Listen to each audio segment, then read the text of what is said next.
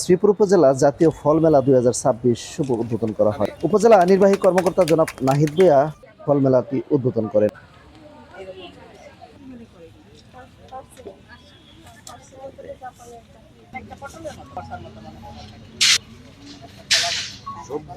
সারা বাংলাদেশে প্রতিটি উপজেলা এরকম ফল মেলার আয়োজন করা হয়। অন্যান্য বছরের চাইতে এবার ফল মেলাগুলোতে নতুন নতুন ফল সংযোগ করা হয়।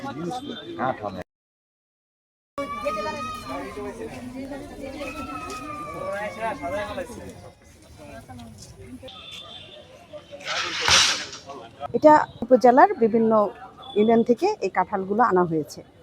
দেখলাম অনেক কিছু আনকমন ফল আমার নজরে আসছে, তবে অনেক ফলই পাওয়া যাচ্ছে না, কিছু কিছু ফল দুর্লভ, এগুলি নাই। আর বাকি সবগুলি আমি খুবই ভালো লাগছে দেখতে।